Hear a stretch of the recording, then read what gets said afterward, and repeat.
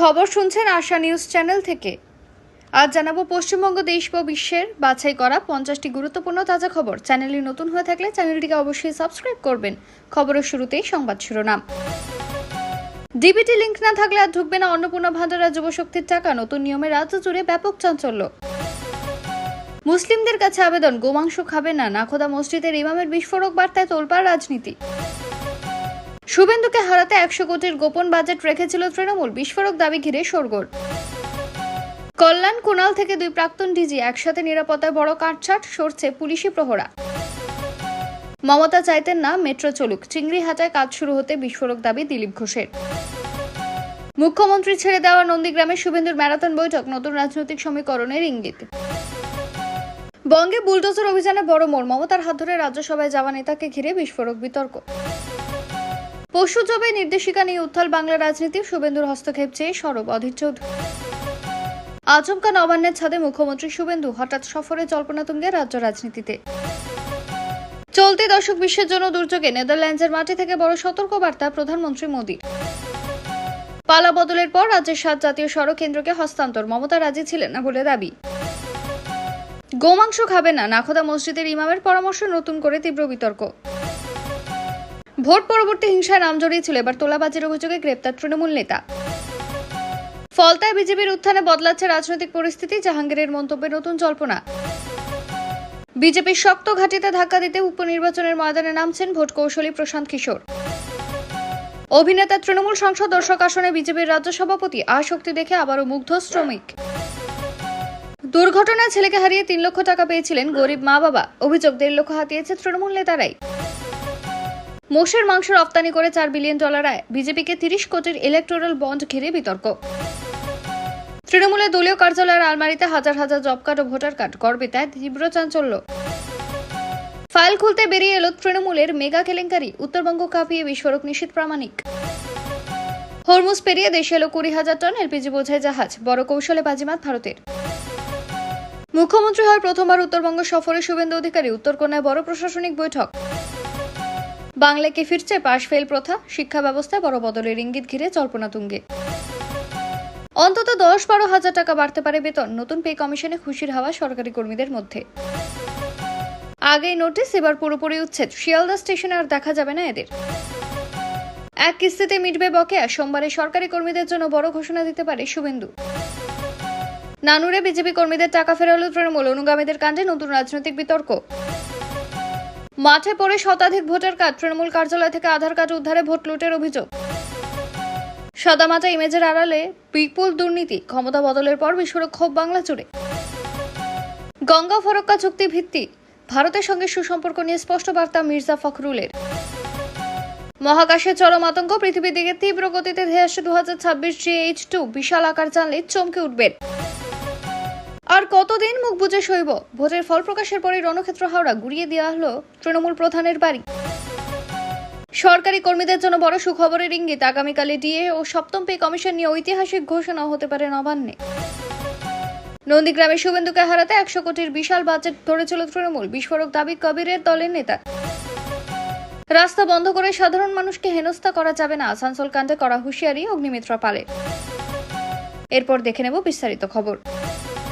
পশু জবাই নির্দেশিকাকে ঘিরে রাজ্য রাজনীতিতে নতুন করে বিতর্ক শুরু হয়েছে। কংগ্রেস নেতা অধীর রঞ্জন চৌধুরী অভিযোগ করেছেন, নতুন নির্দেশিকা নিয়ে সাধারণ মানুষের মধ্যে বিভ্রান্তি তৈরি হয়েছে এবং সংখ্যালঘু সম্প্রদায়ের ধর্মীয় অধিকার নিয়ে প্রশ্ন উঠছে।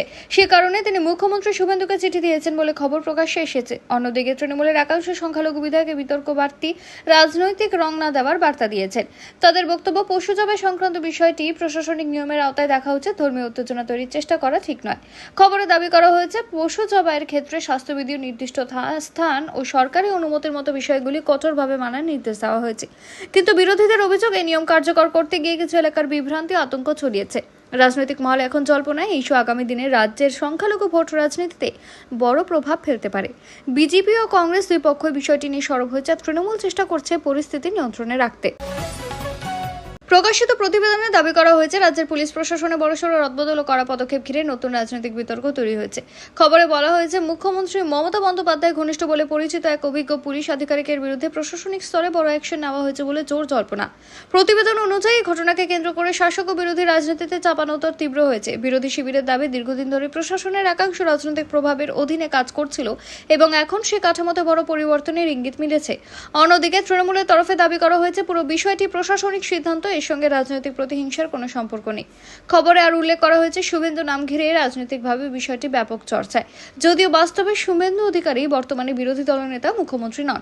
তাই শিরোনামে রাজনৈতিক আক্রমণের ভাষা ব্যবহার করা হলেও প্রশাসনিক সিদ্ধান্তের প্রকৃত দায়িত্ব রাজ্য সরকারের হাতেই রয়েছে। এই ঘটনাকে কেন্দ্র করে রাজ্যের পুলিশ প্রশাসনের ভবিষ্যৎ রদবদল, পদায়ন ও ক্ষমতার ভারসাম্য নিয়ে নতুন জল্পনা শুরু হয়েছে। বিরোধীদের দাবি, আগামী দিনে আরও বড় অফিসারের বিরুদ্ধে তদন্ত বা পদক্ষেপ দেখা যেতে পারে।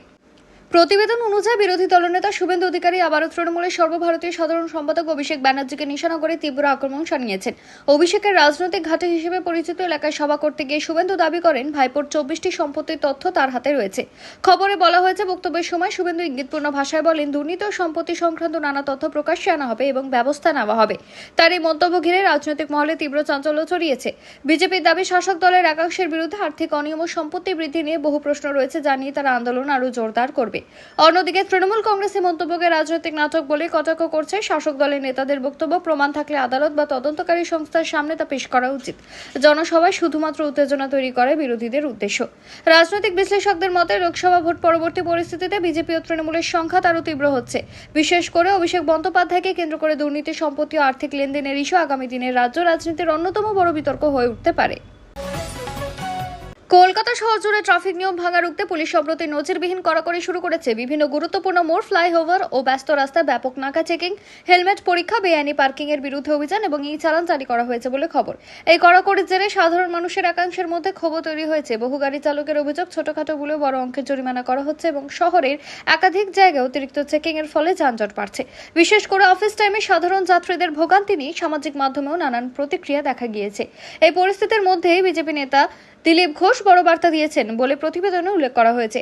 তিনি বলেন, আইন সবার জন্য সমান হওয়া উচিত, তবে সাধারণ মানুষকে অযথা হয়রানি করা ঠিক নয়। তার বক্তব্য, ট্রাফিক নিয়ন্ত্রণের নামে জনভোগান্তি বাড়লে প্রশাসনের উচিত সেই বিষয়ে নজর দেওয়া।